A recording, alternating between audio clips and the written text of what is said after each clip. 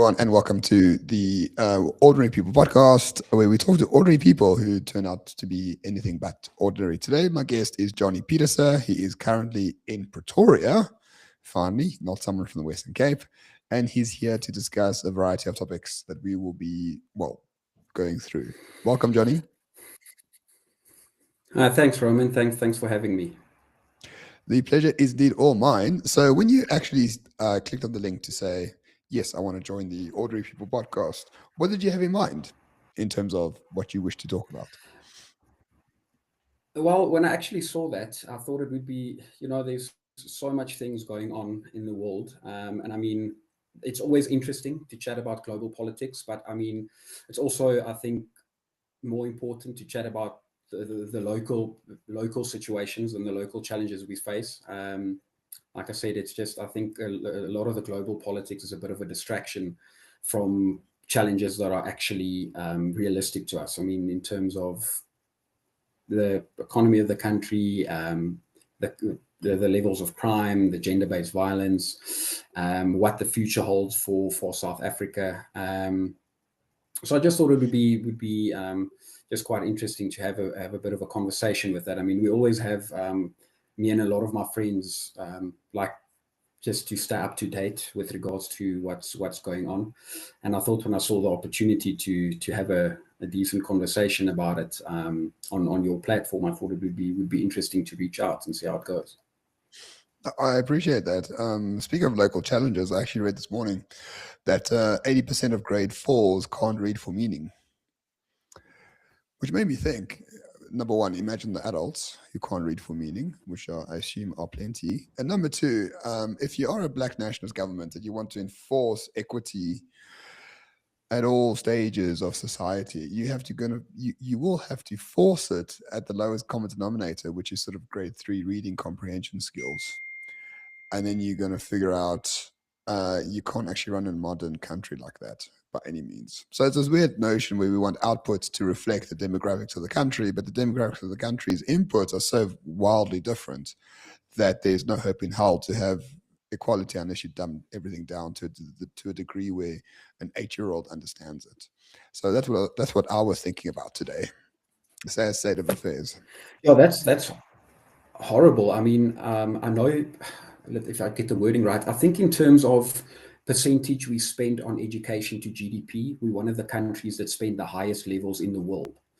And I mean, that input is massive. I think there's one or two countries, but it's like, I know Denmark is one of them, and I'm speaking under correction. It might be someone like Norway as well. But I mean, we're right up there. And I mean, our output is horrible. I mean, teachers that basically can't do the math that they're supposed to teach, or teachers not being at work, but then obviously you got these unions protecting them. That's I think, which is also a bit of a blight on our society. And it's exactly that what you say is, how can you expect to grow a country, people to actually get themselves out of poverty, because the government's not going to be able to do it. The only way that's going to happen is people have to try and be equipped to give themselves opportunity. But how can they do that if they get to grade 3 or grade 4 and they can't read or write for meaning? Correct, and therefore I think like hanging union members is like a moderate option at this stage. And I'm not even joking. I think this is a treason of the highest order. And I think that if the apartheid government had mother tongue language, right, and you don't, as the so-called vanguard of the masses, I mean, what does it say about you as a as a government that supposedly cares about the people? I sound like a lib who reads the Daily Maverick. I know that, but I'm starting to wonder, when will people just wake the fuck up? I just don't know. Maybe we just have this chronic lack of self-confidence as a people where we just like, yeah, the worst is what's acceptable. No, that's true. I mean, I think everybody has so many local challenges they're facing, just trying to put food on the table, and those types of things that I think a lot of people, they don't necessarily always focus on what the government's doing, instead of actually saying, listen, a lot of this, we're in this current situation because of what they're doing and what they're allowing. And I mean, I think the same, that the way that Thatcher in a way crushed the unions in England, which was necessary, I think that's exactly the same thing that should be happening here. And it's not that it's not possible. There's obviously just a lack of political will to do that, because I'm not saying all unions are bad. I do understand the value they might add to society, but they just the same as anything else, there has to be limitations to their power.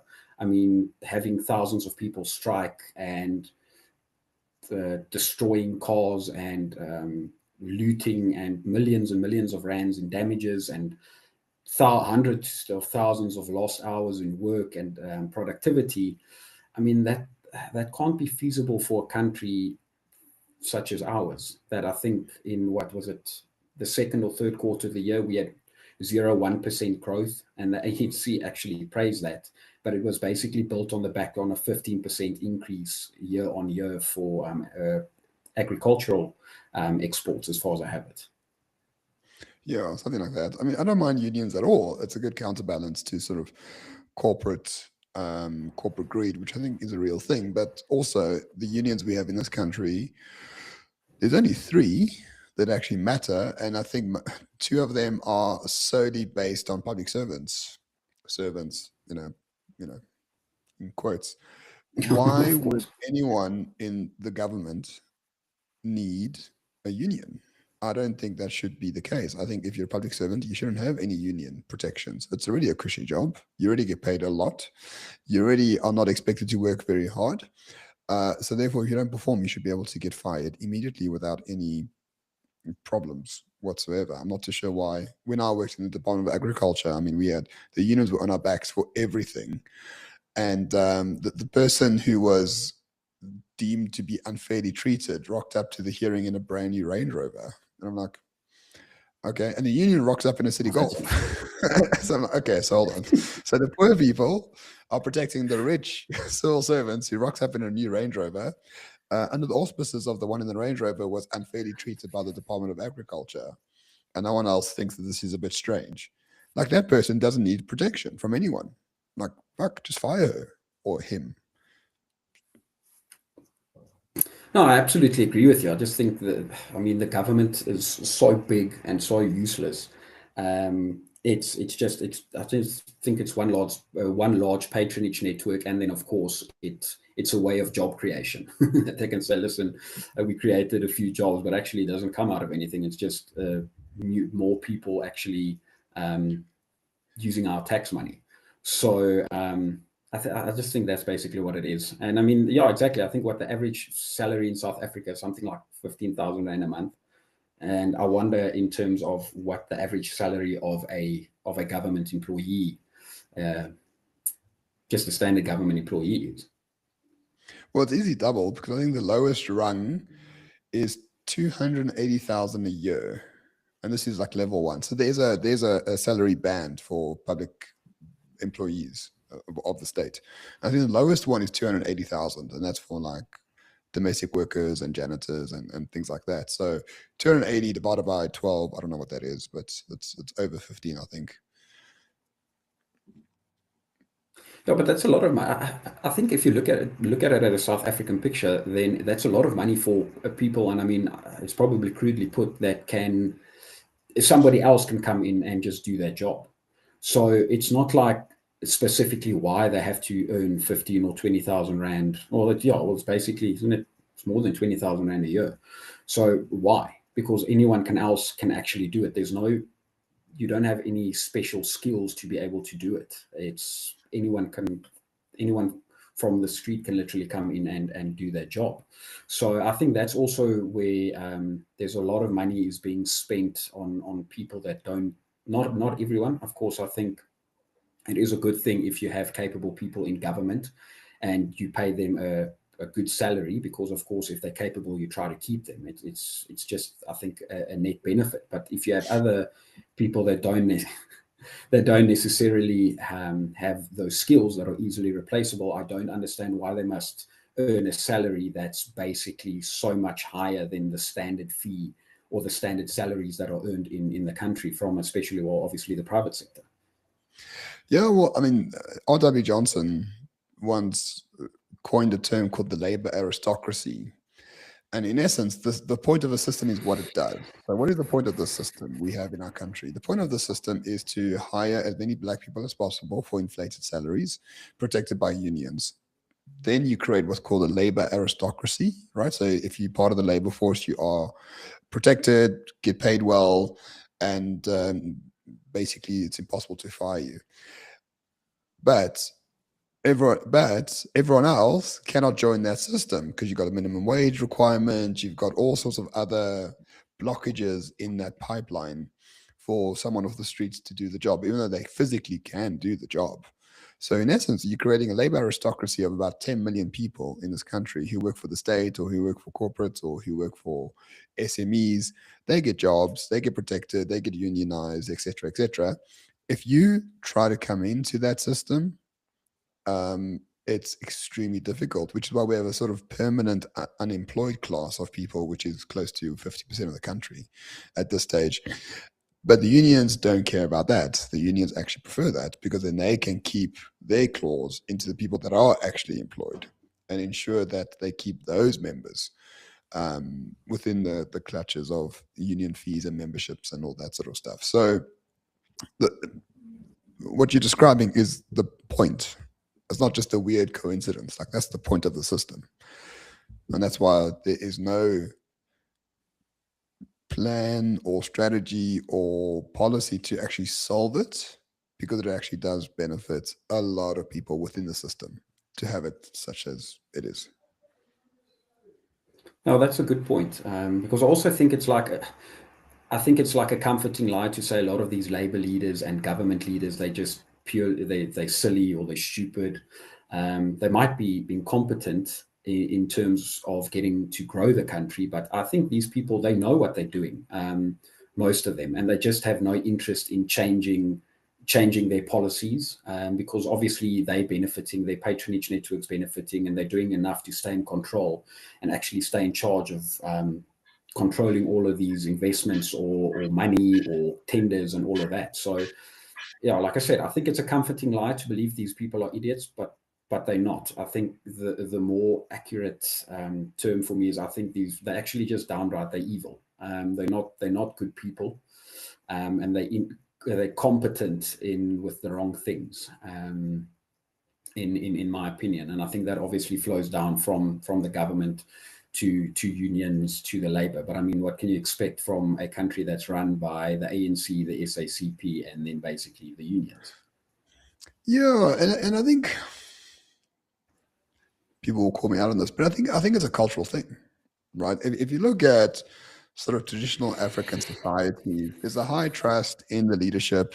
The leadership is sort of ordained from somewhere. Like, there's no sort of, it's just ordained through the bloodlines or whatever the case might be.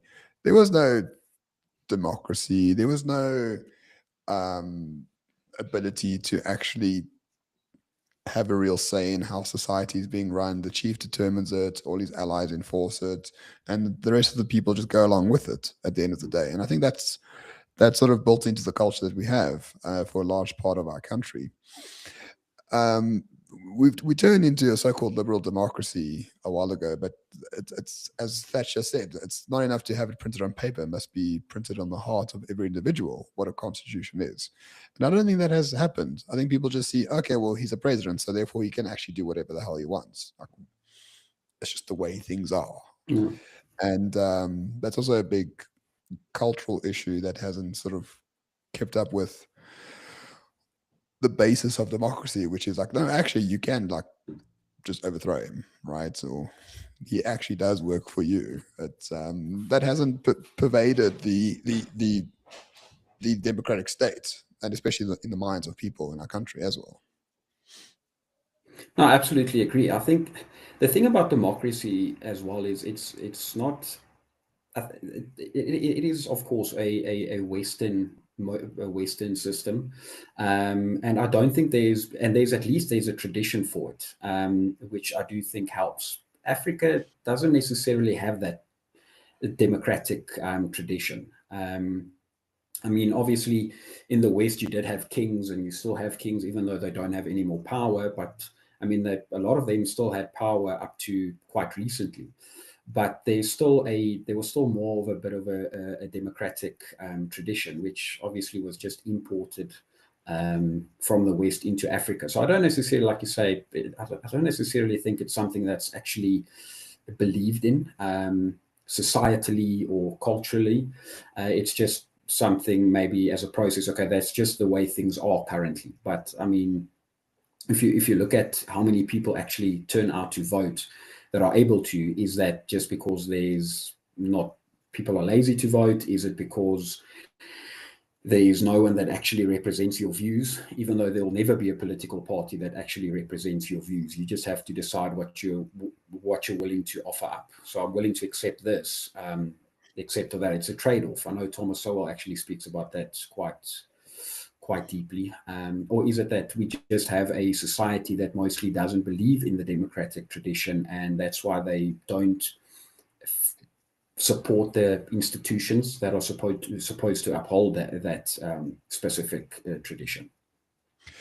Yeah, which is why my contention really is like, okay, if we want a king, like let's just take away all the pretenses to have one, right? If we want someone to make decisions in a real way for the benefit of the country, let's just give that power and choose the best person to do it, right? I mean, you can't do it through democracy, though you can in some other countries. But if all the auspices of democracy are just sort of a skin suit on society, like no one actually believes this shit, what's the point of carrying on with the drag party, right?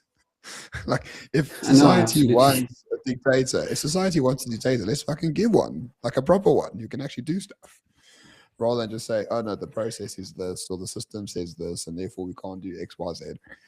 Like, do you want a real country, or do you want like a bullshit dress up party? A lot of people want the bullshit dress up party. No, of course, they just like to go through the motions and participate in the so-called democratic process. I mean, I think I recently read something about Winston Churchill, where he spoke about I think I am misquoting you, but it was something in the line that democracy is terrible. It's just the least worst of the other options.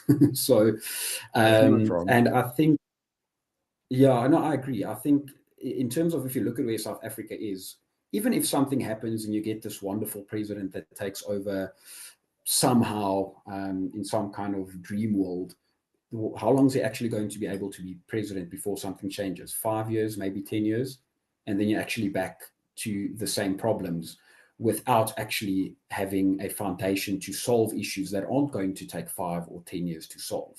I think a lot of the issues can actually be solved quite quickly. Mhm.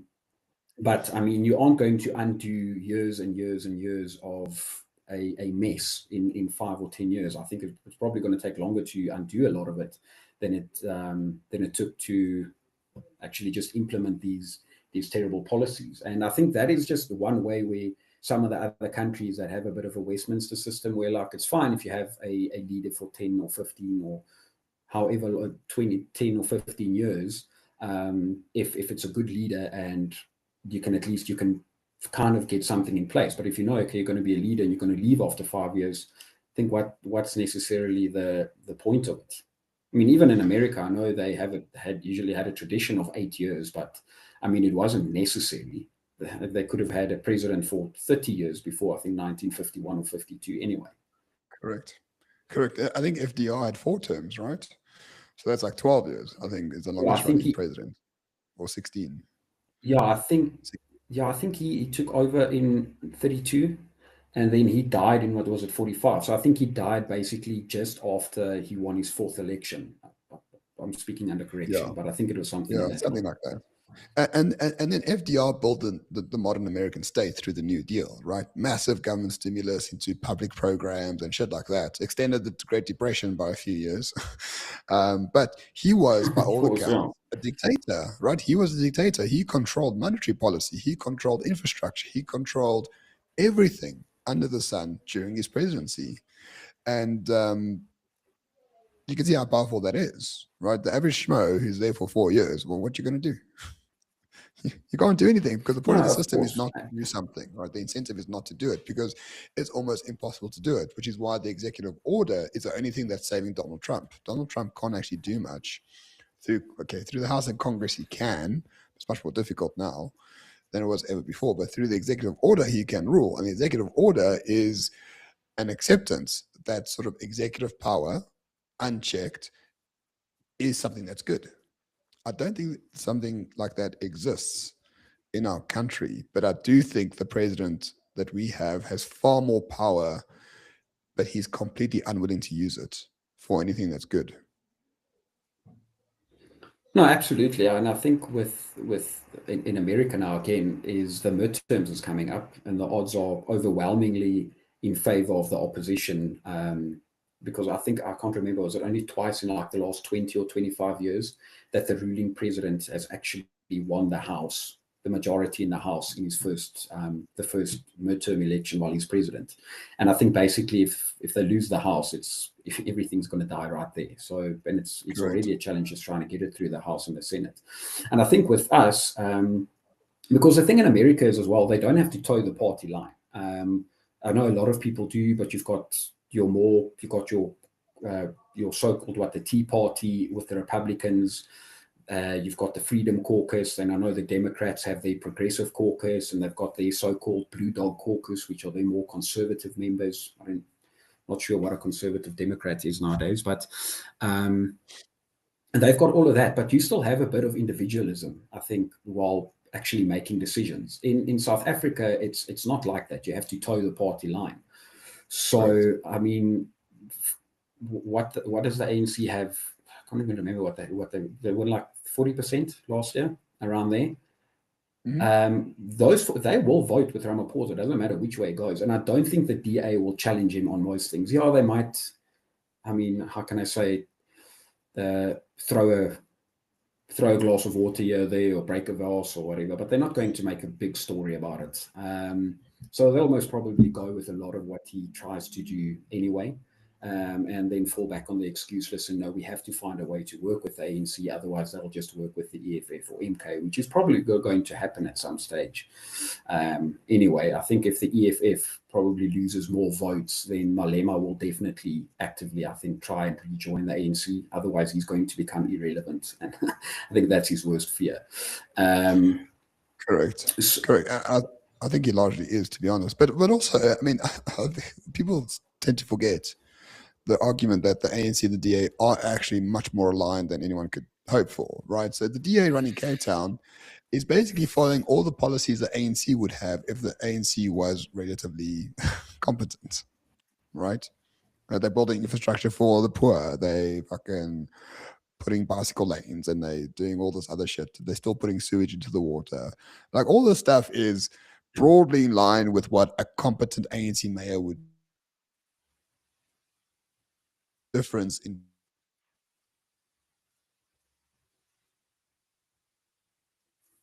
Sorry, Roman, I think I'm losing you. Very little difference governance between these two parties, which is why. Sorry, can you hear me now? Oh wait. All right, sorry. I can hear you now. Sorry, I did lose a little bit there.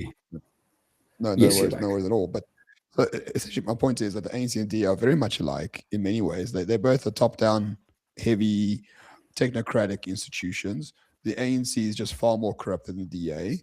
But Jordan Hill-Lewis, doing what he's doing in Cape Town, is doing exactly the same thing as any competent ANC mayor would be doing in any other part of the country.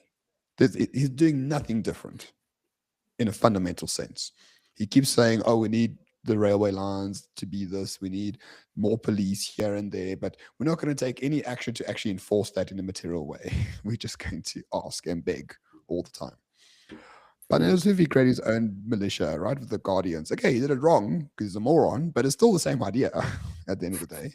No one's actually asking for real power to go to municipalities.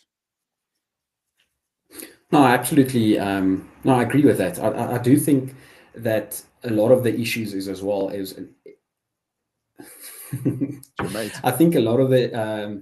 We actually went to school together. We've known each other for years. All right, I love him. Anyway, sorry, yeah, Johnnie, I interrupted. Yeah, sorry about that. I just think a lot of the issue is that all of the parties, especially the DA, they try to acquiesce as much the correct pronunciation of it to the ANC without actually being an aggressive opposition, because that doesn't exist. Obviously Parliament does have opposition, but I think it's probably in name only, because they I can't even believe I'm going to say they're probably more incompetent than the people actually running the country, in that terms, or they have worse ideals, or ideologies, or that's at least what they're saying.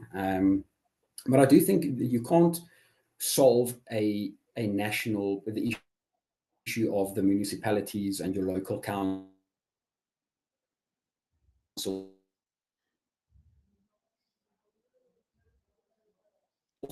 and all of that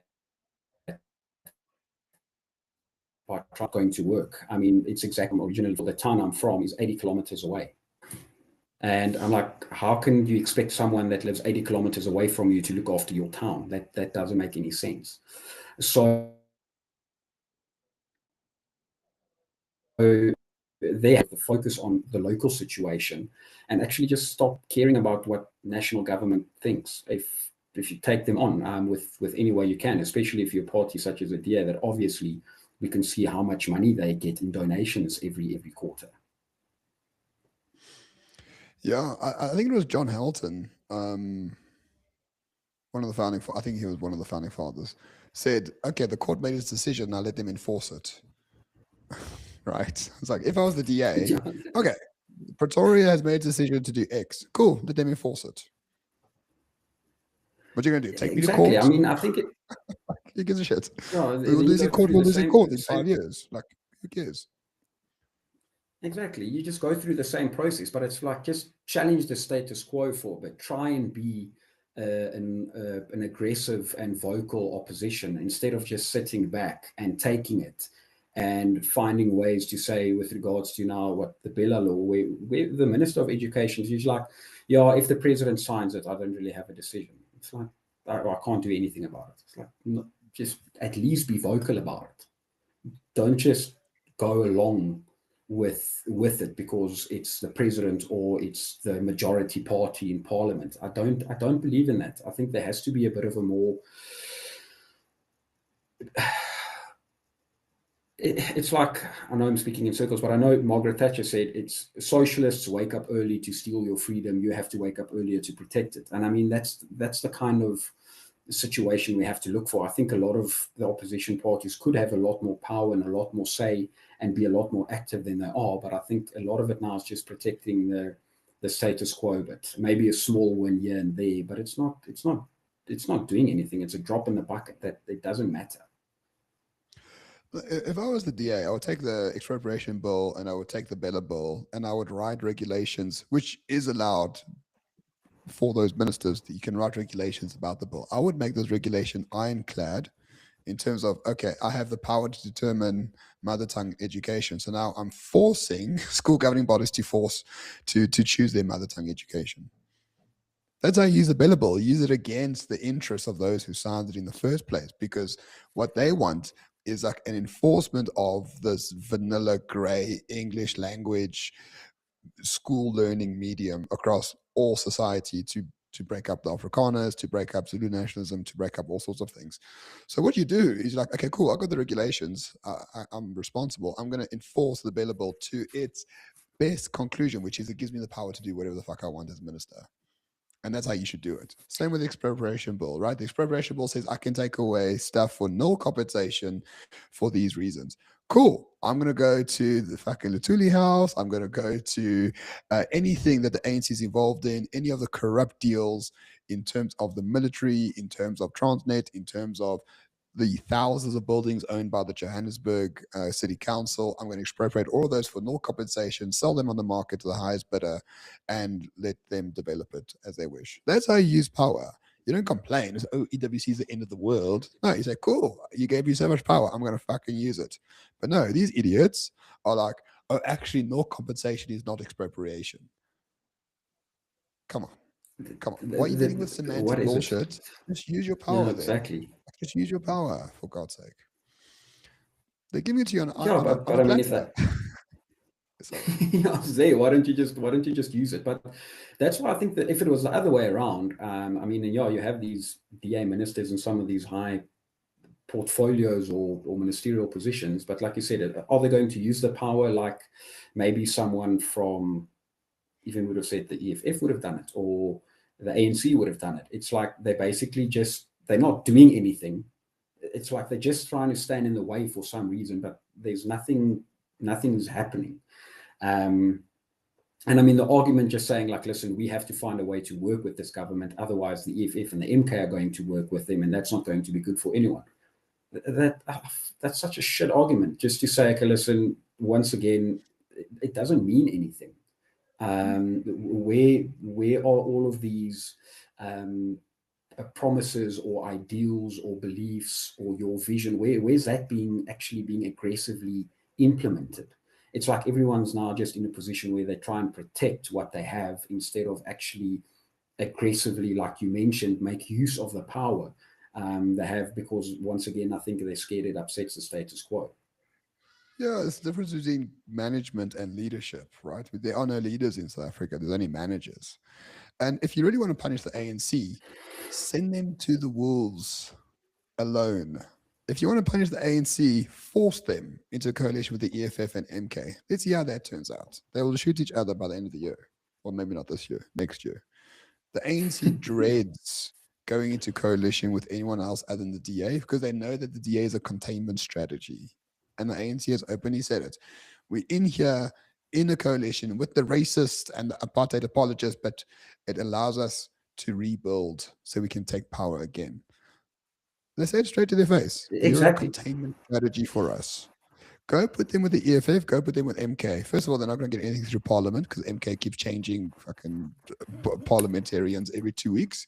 And the EFF are declining. They're at 4% of the vote nationally. Good luck passing anything. And more importantly, they're going to shoot each other first to see who gets the most tenders.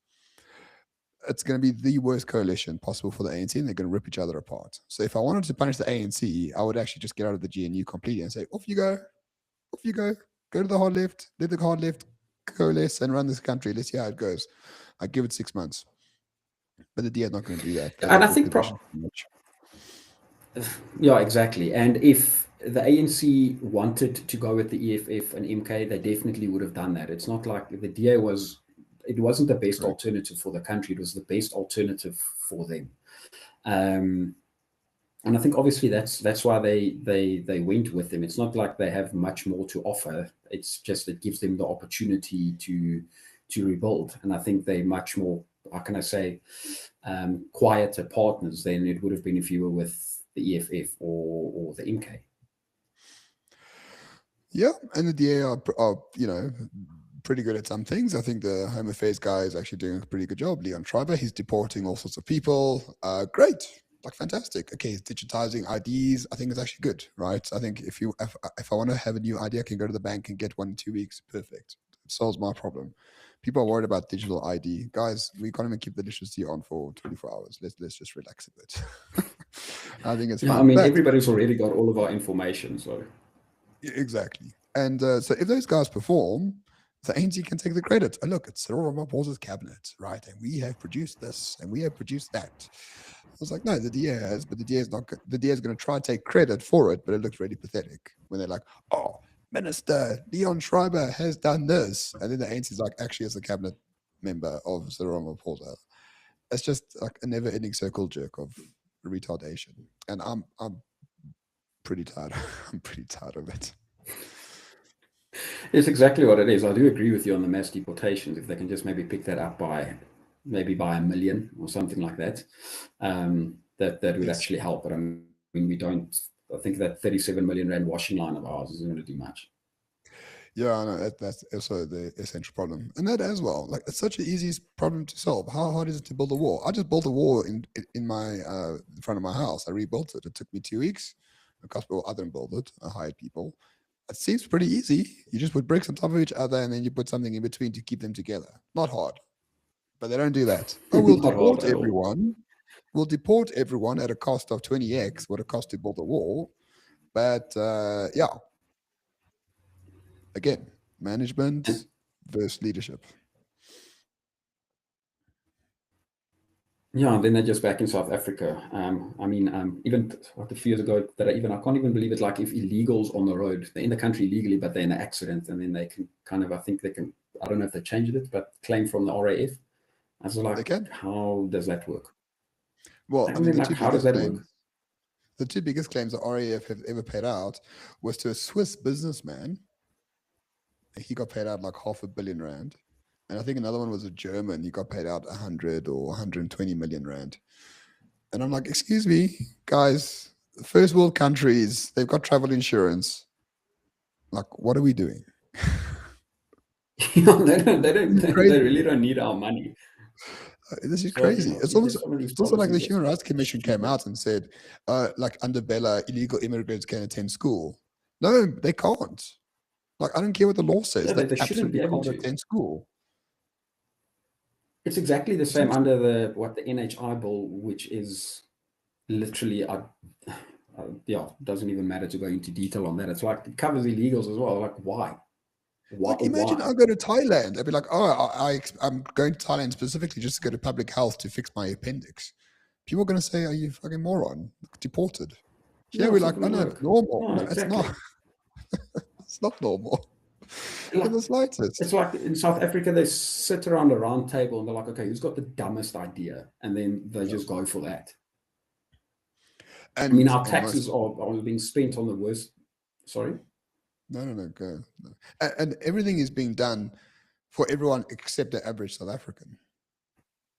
That's my Exactly. real that's my real intuition here. Everything is being done for corporates or NGOs or overseas fucking socialist bastards. What has been done for the average South African citizen in the past decade? I actually can't tell you. In terms of policy, in terms Yeah, of anything. nothing. No, Nothing. absolutely Everything. nothing. Everything increases. Now they want to take what there's 2% of revenue for a company for a so-called BEE fund. You get the NHI, the Bella Bill. It's like we have to put up with all these NGOs. I don't even know why they have free reign in the country such as they do. It's not like they have everyone's best interest at heart. I mean, where people are illegally living in buildings and you want to evict them and you've got these NGOs coming out saying, no, you can't do that. Or this idiot that I'm not sure what NGO he was with that actually came here with like a plane full of illegal Palestinians. It's like, how is this just allowed? How is this just okay? Because there's no leadership. Simple as that. And I don't think there's any leader, political or otherwise, that actually loves South Africa. That's at the heart of it.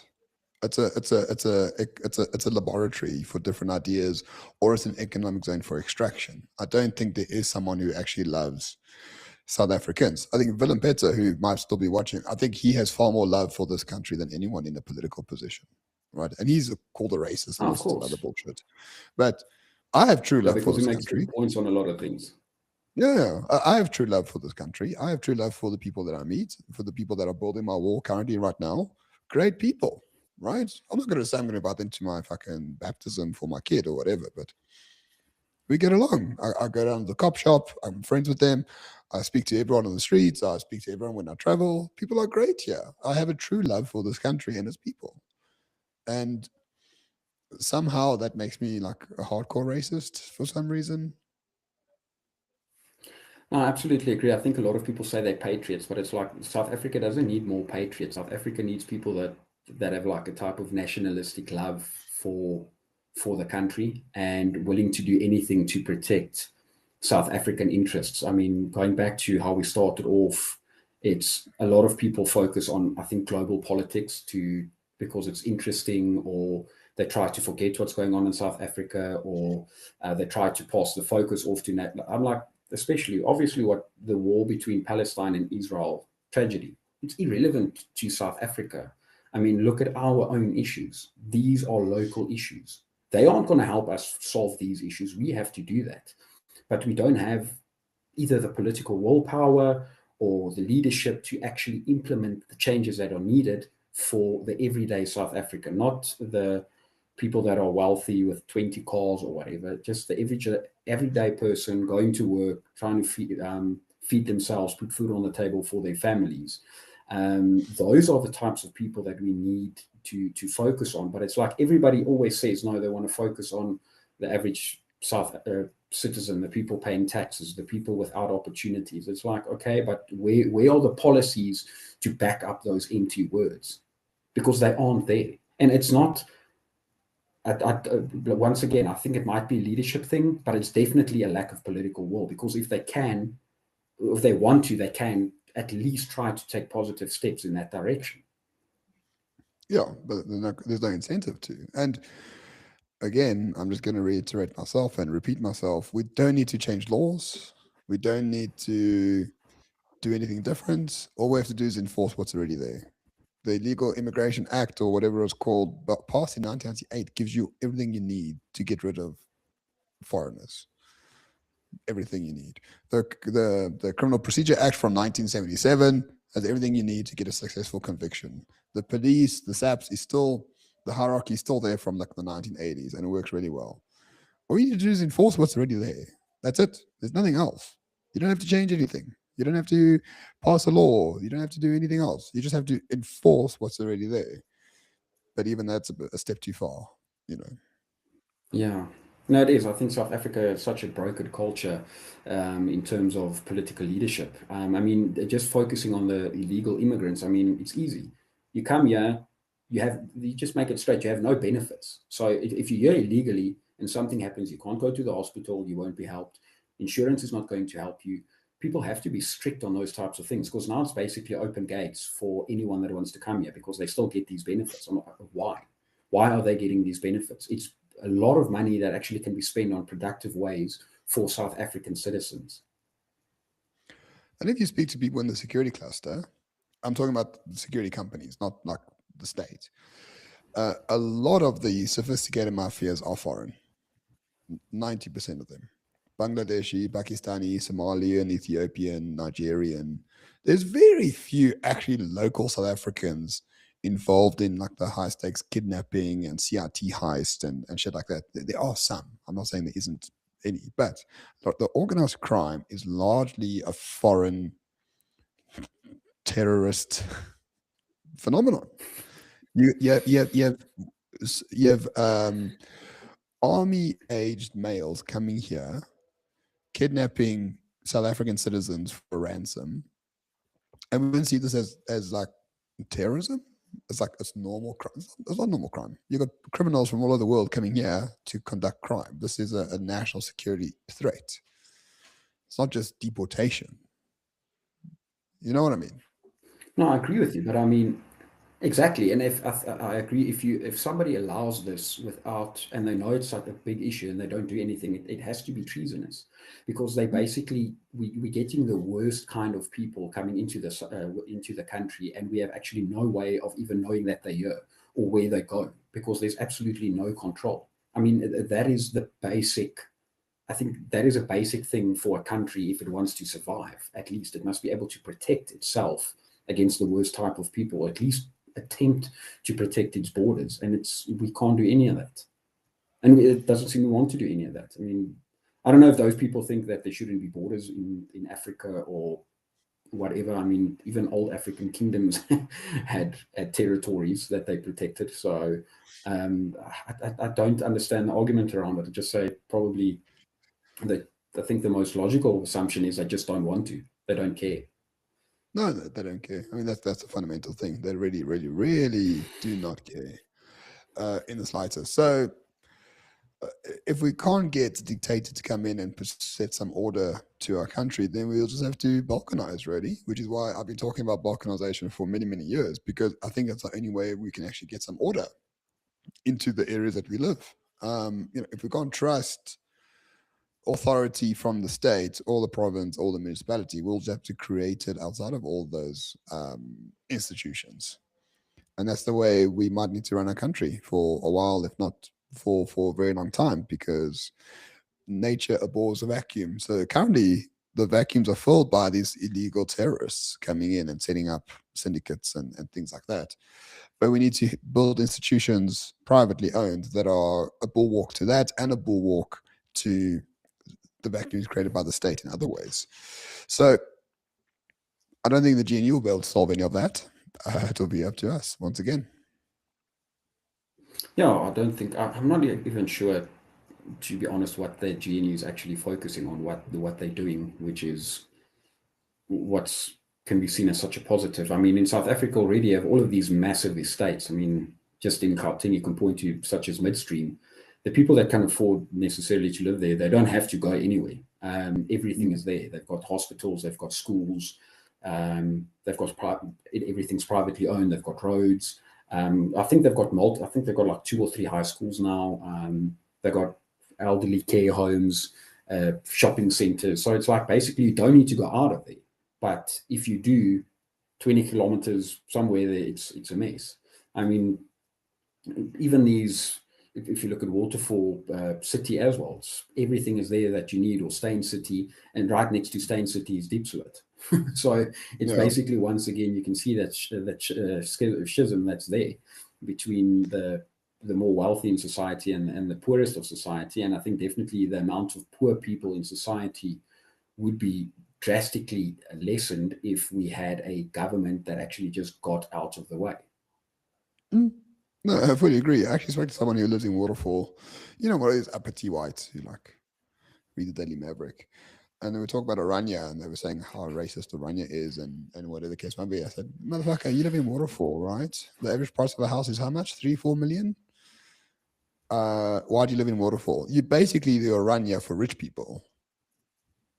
Okay, you don't discriminate based on culture. You discriminate based on income, right?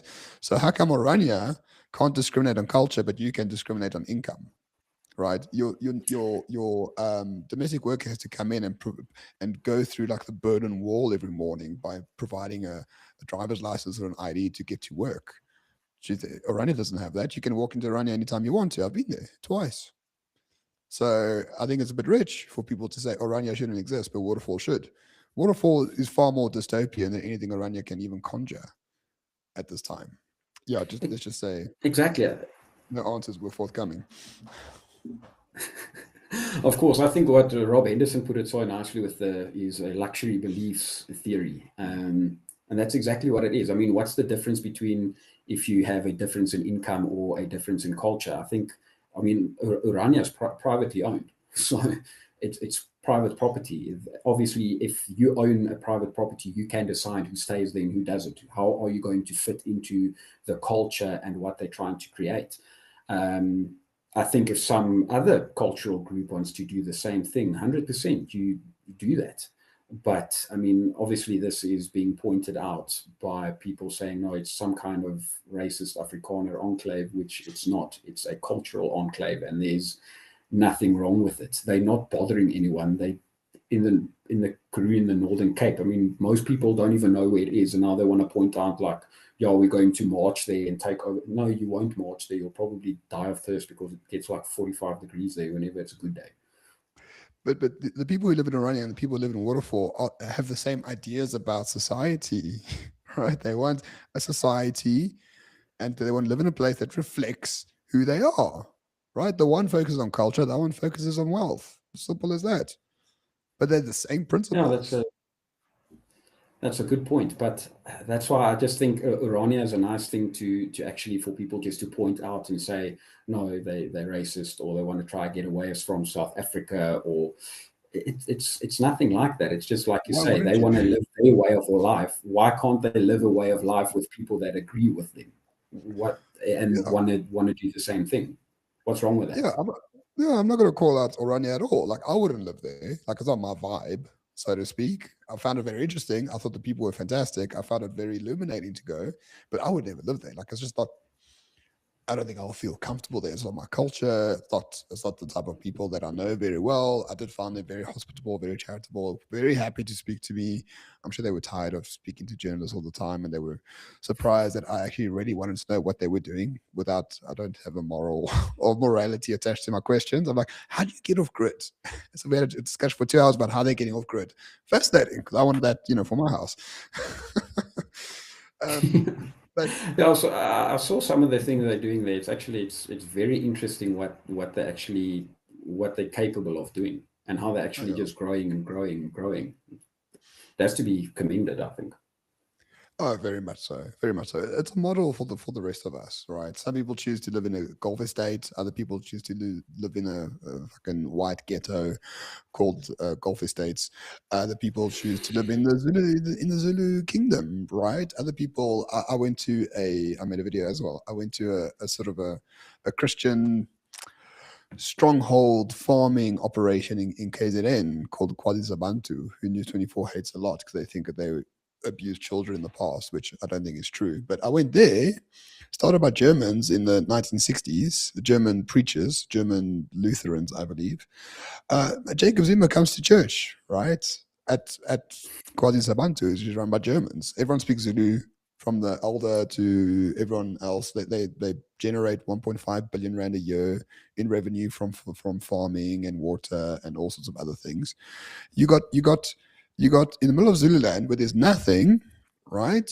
You've got this 600 hectares of order, profit, productivity, and during the KZN riots of July 2021, the ANC, the EFF, IFP, they all came there, surrounded it, and defended it from rioters. That's actually such a beautiful story. But I mean, I think in South Africa as well, there's everybody points out to these things, and it's like there's a type of people actually being productive, which is great.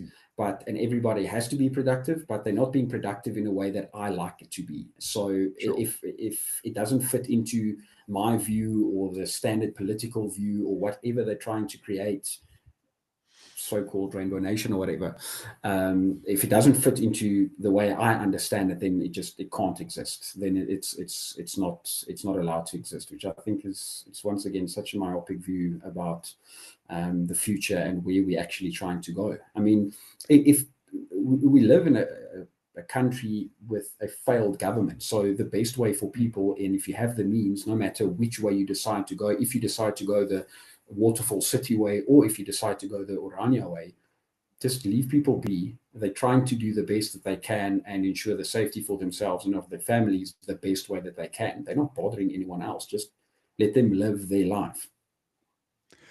And most people are. So I tell the story often. I went to the Palm Ridge Magistrates Court about 3 years ago when I was still doing legal work.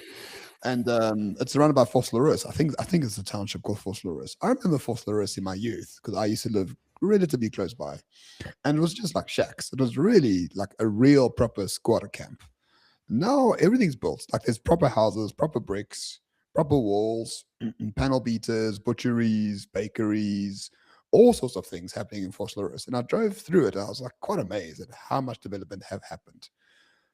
The government didn't put money in there, right? The government didn't zone the place. They didn't put in like extra effort into making Vosloorus productive. No, it's like people there have some economic productivity. They put it into their dwellings. They put it into their businesses.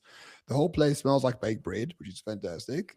I'm not saying it's a place I want to live there, but I mean, people by and large are just trying to do what they can for their own community and for themselves, and it seems to be working. I had friends growing up who were from Spruitview, and Spruitview was the first township that could be owned, that could be bought as a lot in the I think in the late 70s. And these guys were at private schools like me, right? But the dad was owned taxis, right? Or the dad owned the butchery in Spruitview or whatever the case might be. And I went to Spruitview once with my friend at the time, and dude, it's as orderly as you can think. It looks like a Randburg. People know how to do it. Yeah, It's that's just wonderful. leave them alone. Yeah, and I also think that a lot of the climate in South Africa is always viewed on how it is on social media. It's like that's once again, most people aren't on social media. I think a lot more people would actually be agreeable with each other and actually try to find solutions that work. But I mean, the everything's always looked at it like from a social media perspective, which is basically, even if you have 10 million South Africans on social media, it's still a small vacuum because there's a lot more people that aren't on social media. Yes, not everyone that's not on social media, that people that aren't on social media obviously still have some of those certain social media views that we keep on coming across. But I mean, I think most South Africans, or generally, might be naive, but I'd like to believe that everybody just wants to find a way to make things work, especially obviously going from their nuclear families then outwards, not from the government inwards. Sure. Oh, I fully agree with you. The fact that we haven't had like a Arab Spring or something like that, despite being far worse in those countries at the time, they had the Arab Spring. Okay, there was CIA involvement, all that. Let's leave that aside. But I think Tunisia wasn't a great place to live in. But to this day, I still don't think it's a great place to live in. But the Arab Spring was basically was originated from this idea that I can't actually get ahead in life. Right, I'm blocked everywhere. The price of food is increasing. I can't control my future. People get upset, they start burning shit down. I get it. We haven't had that in a real way. Okay, we have service delivery protests. We had the July riots, which I think was an after effect of the lockdown, mostly. But we haven't had that. So one way to see that is that people are lazy, stupid, and incompetent. Another way to see that is actually that maybe people are sort of pragmatic and reasonable and understand that change only comes through in various ways, and burning shit down doesn't really make much change. That's one way to look at it. Exactly.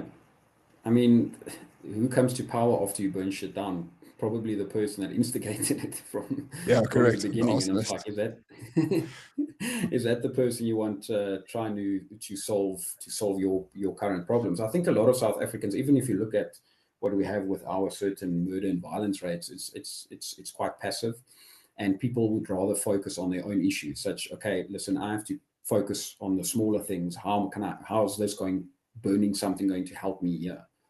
And I think that's what I would like. I mean, if we can just have that top down or that trickle down leadership, where we actually have people say, listen, you focus on your house, you focus on your community, then you focus on your municipality, and you kind of grow from there. I mean, if you make sure your house and your house is in order, then I think a lot of, and that can actually become a societal idea. Then I think there's a lot to learn from that.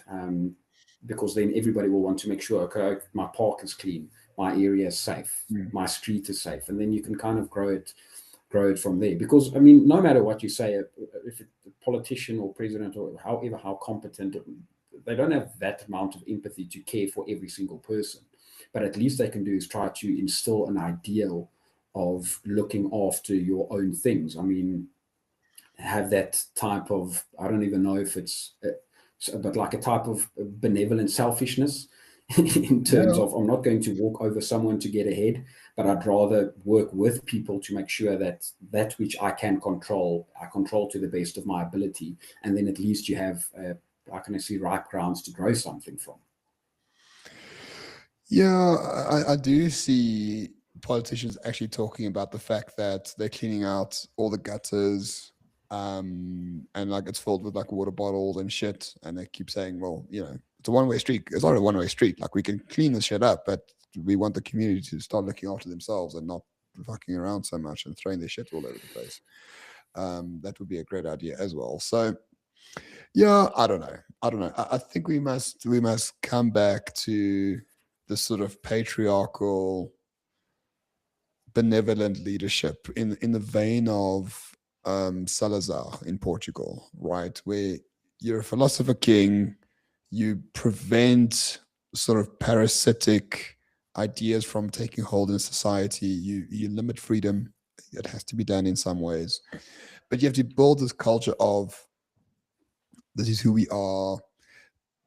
These are the ideas we believe in. These are like our venerated heroes, like these poets or these filmmakers or these whatever the case might be. And like we need to just try be as self-sustaining as possible. Um, it's forced upon us at the moment. I'm very self-sustained as a person, but I know that I've had opportunities that allow me to be self-sustained. If I was earning 10,000 rand a month and living in a shack in a township somewhere, it's very difficult. It's incredibly difficult. So I don't know. It's a difficult question, but I think you're on the right path. Yeah, I think it's always difficult. I mean, people with different situations might, of course, have different views. And I think a lot of that would actually come from, yes, I understand communities can only do so much, but if you're actually at a government that tries to protect you from these bad elements in your society, so yes, you can actually just send in 20 or 30,000 cops, or mayors to or cops or the military to a specific area and try and protect it.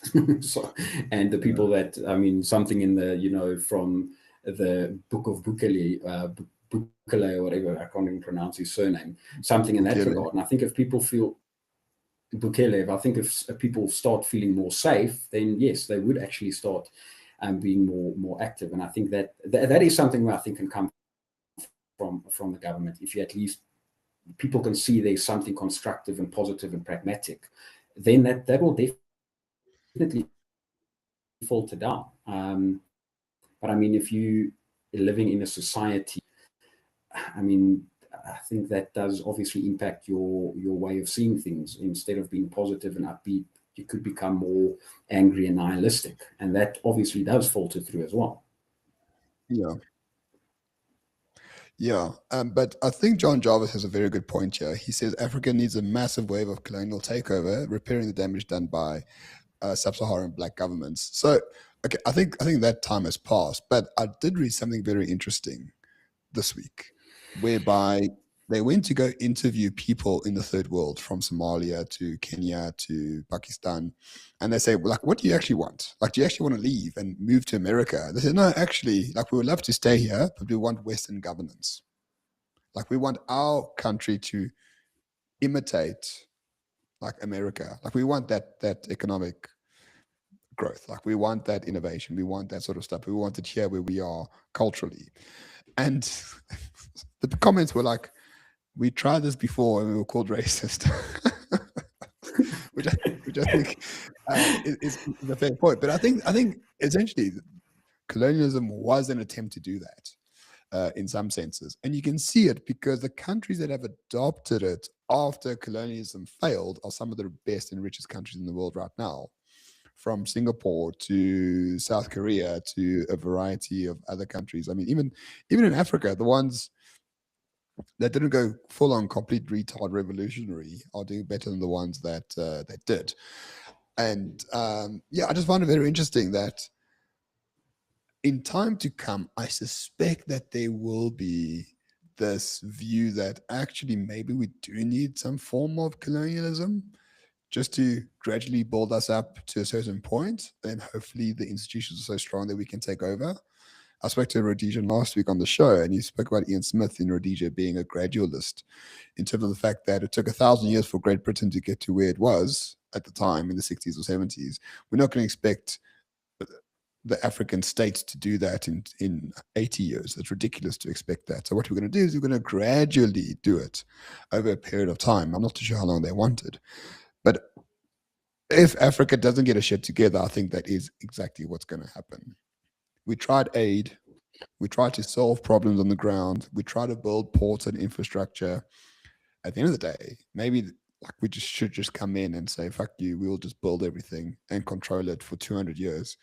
And then if you are living up to the standards, we can give it over to you. But I don't know. I don't think Wasn't it'll there go down something that. like, I know it's on a much smaller scale with like the Gautrain, wasn't that like owned and operated by a French company until like quite recently? And Yeah, then they some months handed it ago. over to the government. Correct. It was Bombella. Yeah.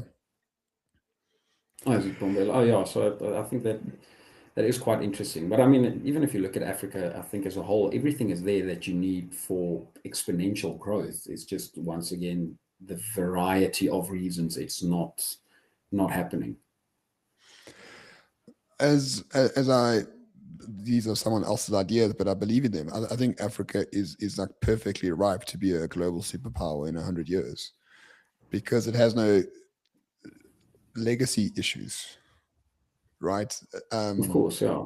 More people have cell phones than landlines, right? If you give them internet, if you can build roads cheaper than ever before, you can do infrastructure cheaper than ever before, you can build businesses online, you don't need supply chains or things like that. And if you do need supply chains, it's easier than ever to get one. I'm actually very bullish on Africa in the long term. And I think we're finding out that South Africa is the anomaly in terms of adopting the stuff that actually works because we're arrogant. But if you look at Kenya, I've got people I know in Kenya, in Zambia, fuck, even in Zimbabwe, man. Even in Zimbabwe, like I know people who do business there, whites, Indians, whatever. They say it's much easier to do business there than here. So Now, maybe they're actually starting to learn from their previous mistakes. But I know, like, I think Greg Mills mentioned in his one book, where the problem with African countries is that intra-African trade, it's sometimes more expensive to import from the country that borders yours than it is to import from Asia or from correct. whatever, another country with all of these specific special taxes you have that are payable. And they obviously, it's not Very growth true. aligned, it's a total patronage network. Yeah, and then you wonder what's the point of the AU, right? What's the point of the economic zone of SADC? Doesn't mean anything, right? But thank God, Point. we're all part of the G20, so thank goodness, it solved something or other. Yes, So yes. I mean, let's the end with wonderful that, if I may. G20. Yeah, let's end with that, if I may. So everyone in Okay, their dog perfect. says how great the G20 was. Listen, it's not hard to pull an event, right? The weddings happen every weekend, and they go very well. It's not hard, in the slightest, to pull off an event. But that's all it is. It's pulling off an event. And you sign a letter, which wasn't signed completely unanimously. And the letter says, we will do exactly the same as we've always done, which is basically fork all. Exactly. And And well, thank at least goodness, the people in Joburg got some yeah, street lights that are working. yeah, thank goodness. Dada New Marrero, trees. God bless him, our mayor, did very well in his time when we needed it the most. But just because we can pull off an event and the French president with no government can come in here and say, oh, how nice it was to be in Africa for the G20, it's the best one ever. First of all, he's being a racist prick because he didn't expect Africa to produce a nice event. And secondly, Donald Trump says, you're a bunch of knobs, I'm not inviting you. All the colonial powers come together, who we hate, by the way, right? Normally, we hate them. And they're like, oh, look, but France says how good it was. So we should, like, motherfucker, you hate the French. You say they're genocidal maniacs, like last week. And now somehow you support them because they're against Donald Trump. Fuck off. Not you, but sorry. Yeah, so I just think these people they still have such a negative impact, but I don't think most people don't listen to them. It's just like, okay, I've had a good day. I want to piss myself off. I'm going to listen to what these good people are going to talk about for 10 or 20 minutes, and then you're angry for another week. So you just got that like bit of your anger hit for the day. Yeah, but anyway, has the G20 improved your life, Johnny, in any particular way since last week? Any? Have you? No, like I said, I'm probably just naive. I haven't seen all the wonderful things they've actually done. So Probably because you're yeah, racist. it is exactly the If you same with. weren't, you would see it.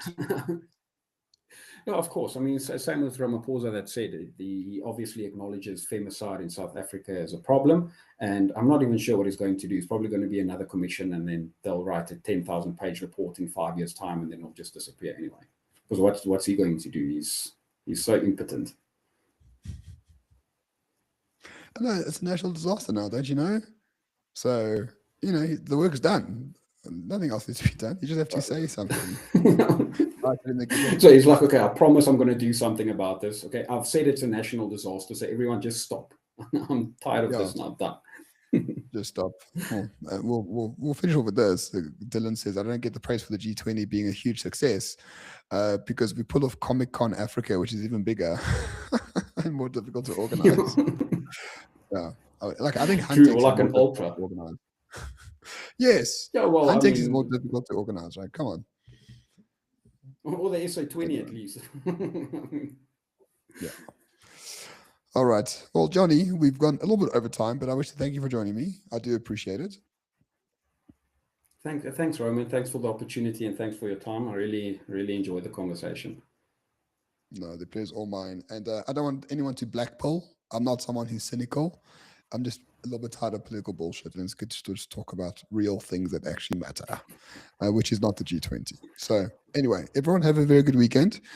Just by the way, breaking news, I'm going to release a post later, but this is the last Ordinary People podcast for a while, probably till the new year. I just have a lot of stuff happening at the same time, and I can't carry on in December. So, hopefully, I will be back in January nice and fresh.